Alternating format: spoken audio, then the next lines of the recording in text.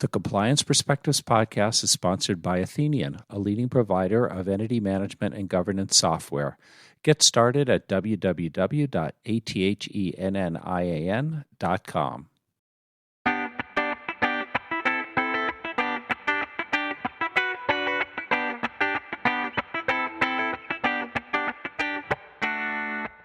Welcome to the Compliance Perspectives podcast. I'm Adam Turtletaub from the Society of Corporate Compliance and Ethics and Healthcare Compliance Association.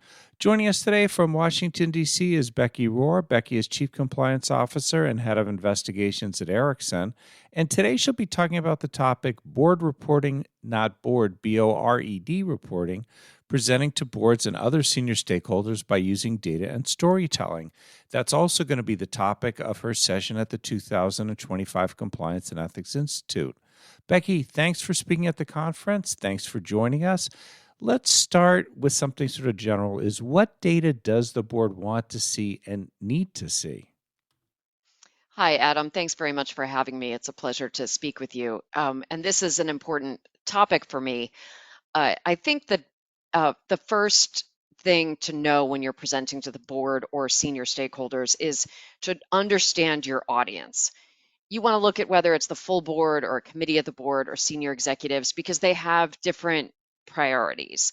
And if you're dealing with a committee of the board, you need to understand how they view their own role and gear your presentation to that and think about the level of information that they have received before and that they'd be expecting. And really to think about the audience throughout is critical. In terms of what data the board wants to see and needs to see, there are a few considerations that I would suggest that people think about. One is, of course, if you have a major problem, you need to raise it to the board. Anything that could be material or could become public.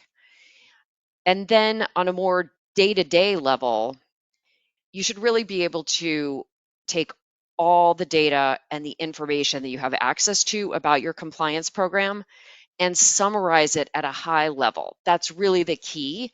And take that data, but identify patterns, trends, and overall messages, because it's that synthesis and analysis that is really going to be critical for the board.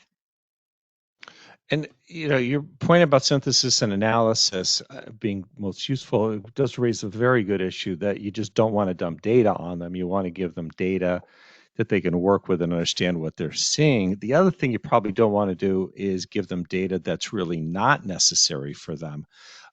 Is there stuff that people tend to think the board needs to see, but they really don't? Yes, there are a few things that I would suggest that people be cautious about presenting to the board. Um, uh, Individual metrics about compliance data, whether it's third-party management or gifts, entertainment, and hospitality, the percentage of employees who have taken training, all of that is important for the chief compliance officer to have access to and understand, but it needs to inform a bigger picture. And if there aren't discernible trends or messages, sometimes the data is just the data and there's nothing you can draw from it. I would be cautious about presenting that to the board. Also, it's tempting to talk to the board about issues that you have spent a lot of time on or that have been important in your day-to-day work, but it doesn't necessarily mean that it's relevant for the board. It's tempting to use time in front of the board or senior stakeholders as a sort of, this is what I've been working on kind of session, but that's often not relevant.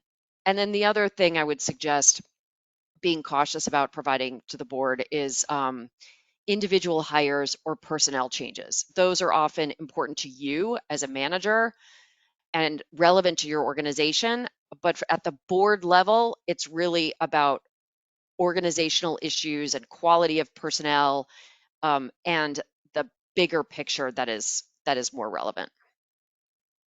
So speaking of painting the bigger picture, how should the data be shared with the board? Is it better to do so via a top-line set of numbers as a bunch of charts or as part of a more narrative explanation? I think the data should be presented with key takeaways and analysis. So assuming you have slides, PowerPoint slides you're using, use snapshots of the data with clear headings and takeaways and messages. I don't think you should ever have a chart that the audience then has to like really look at and understand what the data is showing. You should have that chart, but also words to explain it. There are also other types of ways to present the slides that I would suggest people consider. One is a slide that discusses the challenges, the opportunities, highlights, and lowlights as sort of a, a 4-quadrant type of analysis. And also, I think dashboards can be useful for high-level stakeholders like boards or senior executives, um, especially if it shows the status, but just make sure that everything isn't green, because then that just looks false. And make sure that the items you're putting on the dashboard aren't too detailed and too in the weeds. And I would say that dashboards can be useful because if there are problems like overdue actions, this can be a good visual way to display that. And then aside from slides, I would suggest that people consider other ways to present information. A written note or a memo can be useful. Uh, an email update or phone calls. Obviously, that depends on the relationship that you have with the audience and the stakeholders, but consider having something other than just the major presentations so that you have open lines of communication, especially if it can be done a little bit more informally. And then the final thing I would say in response to your question here about sharing the data is, if you provide it to members of a board, they feel like they need to review it. So don't provide a bunch of unnecessary stuff, especially if you are sending like lengthy supporting documents. That is not the best use of their time, I would suggest. That's a great takeaway. So, what questions from the board or senior leadership should you anticipate? I think that one of the main questions that board members or senior stakeholders ask is how other companies respond to the issue and how it compares to others in the industry. And I'll confess that this is a question that surprised me when I moved from the government to being in-house, because when you're a prosecutor, it doesn't really matter if others are doing the same misconduct. But I think once you're in-house, executives and board members want to know how others in the industry and how other companies are dealing with an issue or treating a problem. So wherever you can include benchmarking or getting outside validation or comparisons, I think that's useful, and that's a question that you should anticipate. I would also um, I would also say that you might be asked about who else in the company has been involved in the issues you're discussing. And so you'll want to be able to talk about coordination with other teams so that it doesn't appear that you're just compliance acting in a silo.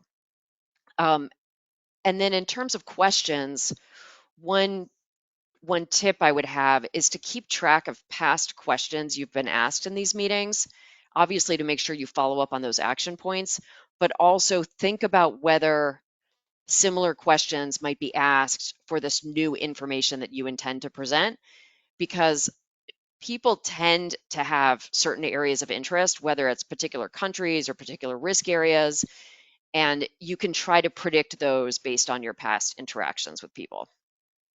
And again, it's a good lesson there is know your audience, know what their expectations are, and you'll be much better prepared going in. Finally, how can you use board meetings to help you advance your compliance program as a whole?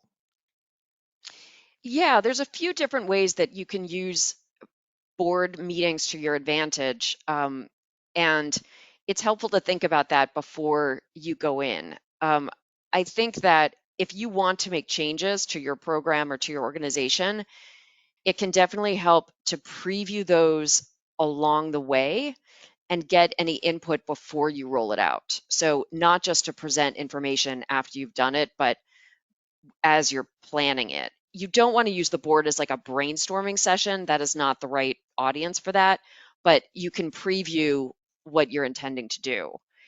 And I think some compliance officers will run policies or uh, other important documents by the board or a committee of the board to get them to approve it, and that can give those policies more weight.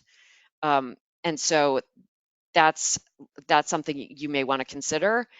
And then getting board approval on a high level strategy. If you have a 1 year or 3 year or 5 year plan, getting the board approval on that strategy can also be useful as you then execute on your program.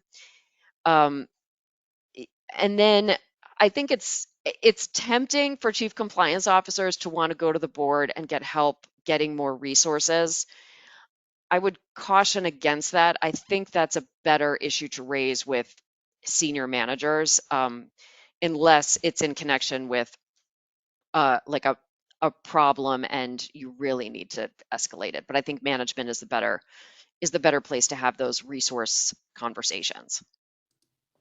Well, Becky, thank you so much for sharing such great insights with us today. I'm really looking forward to your session at the 2025 Compliance and Ethics Institute.